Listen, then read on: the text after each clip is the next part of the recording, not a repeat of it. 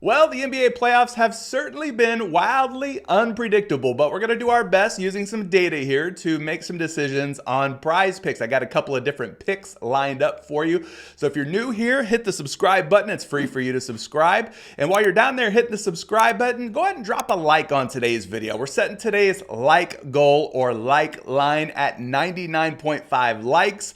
Meaning I need your help to go over because I'm taking more than 99.5 likes. I think that between me and you, we can reach 100 or more likes pretty easy. So I appreciate all the love and support. Now, if you're not playing on PrizePicks yet, it's a great time for you to get started. And PrizePicks is making daily fantasy sports easy, allowing you to select your favorite stars from your favorite sports. Then you decide whether or not they're going to go for more or less on their given projection. Now, a couple of picks that I have lined up here today, Jason Tatum and Kyrie Irving. We're going to dig into whether or not we should be looking at the more or the less.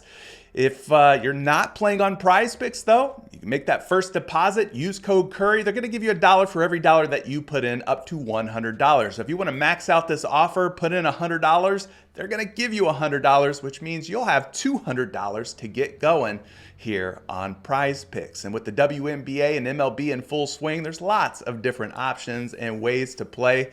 So think about using that special link that I've left for you down in the description of today's video. All right, so to the picks we go. I got a couple of them lined up.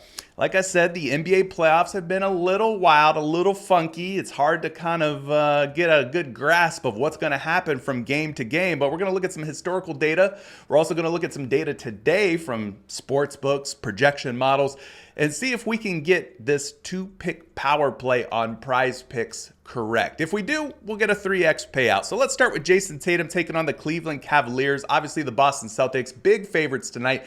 13.5-point favorites, so to expect a blowout is not out of this world. Celtics are expected to run over the Cleveland Cavaliers, even without big man Kristaps Porzingis. They did it in the last game. What's to stop them from doing it again tonight? So let's look at Jason Tatum here at the 42.5 PRA number. We go over to the Daily Grind Fantasy Optimizer, and when we check over there, you can see that he's got about a 52.3% chance of going under. Yeah, surprise, surprise. I know it's Jason Tatum. He's a superstar. He's a stud, but at 52.3%, it looks like the under is the way that we should be thinking about approaching his PRA prop line. And here's why. When we go over to Outlier, a great tool if you're not already using Outlier. Taking a look at Outlier here. These are games played with Jaylen Brown, Drew Holiday, Al Horford, Derek White, and without Kristaps Porzingis. You can see that he has actually went under in a majority of the games, 7 out of 12. But where things get even more interesting is when you take a look at the home games. Now, at home, for whatever reason, Jason Tatum, just not the same guy as he is on the road. You take a look at the average here, only 37.1 average points, rebounds, and assists per game. That's a 75% hit rate, meaning he has stayed under in 6 out of 8 games with this group of players expected to be on the floor tonight for the Boston Celtics. So hit rates are looking pretty darn good. Another thing that I looked at here was you can use Outlier to set the margin of victory. So like I said, it's a 13.5-point spread. So games in which Tatum has played and the Celtics have won by 13 or more, he's actually stayed under in 6 out of 6 games, which is just an average of 34 points, rebounds, and assists per game in that 6-game span. So kind of interesting, right? And if they happen to go over 13.5 and win by 14 or more, I mean, you're still looking at a 6 out of 6 hit rate. So games in which the Celtics have blown out their opponents, Tatum has stayed under his 42.5 points, rebounds, and assists line pretty easily. And I think you're going to like some of these projections I'm about to show you here as well. So let's go over there and check those out. We're looking at RotoWire. We don't have to do a whole lot of searching here because RotoWire's got him right here at the top of the list. Now, what is he projected for? He's projected for 40.2 PRA. 40.2, obviously less than the 42.5 number that he currently sits at over on PrizePicks. So that first projection's looking really good, but you guys know that I like to look at more than one projection. And so we're going to go back over here to another one of my favorite projection tools, which is a Fantasy Labs, Action Labs projection tool. And you can see over there, they've got him at 40.3 projected points, rebounds, and assists. So we got two different projection models, pretty good, pretty sharp, pretty reputable projection models. You got some good historical data on your side that suggests that we should be thinking about taking less on Jason Tatum at 42.5 PRA. What do you guys think? More or less on Jason Tatum's PRA? Leave a comment down in the comment section below. Now, we're going to take a look at a second pick here. We got Kyrie Irving taking on the Oklahoma City Thunder. Kyrie coming off of a little bit of a down game. But the good news about Kyrie Irving is that he's typically one of these players that bounces back. After a down performance, a bad performance, he usually snaps back and comes back and shoots a few more shots, gets a few more points. And so tonight we're looking for 24 or more points because the over is the way that I'm thinking about playing Kyrie Irving. So let's go back to the Daily Grind Fantasy Optimizer. When we punch his name in here, you can see that a couple of different categories that include his points, like his points and rebounds or just the points, are looking pretty darn good here. Now, about a 52% chance based on the odds pulled from different sports books that Kyrie is going to have at least 24 or more points. Now, 52% is obviously a far cry from 100%. Nothing's 100%. If everything had a 100% chance to hit, well, then there would be no gambling involved, right? There would be no risk involved. We would just be robbing PrizePicks and all these other sports books. So just want to put that out there. There's still about a 48% chance based on the math behind the odds on this Kyrie Irving points line for him to go under. I mean, it's very possible, right? It's going to go one or two ways, either over or under. But nonetheless, the over looking like a worthwhile option here. Now, I pulled up some information here on Outlier for Kyrie Irving and his points. Now, he's projected for about 38 to 40 minutes tonight. Now, when he gets about 38 to 40 minutes along with today's starters, Kyrie Irving has done a really darn good job of clearing 23.5 points. He's actually gone over in 11 out of 12 games when he's received at least 38 or more minutes of playing time. So that's a 92% hit rate, a 30.4 point per game average.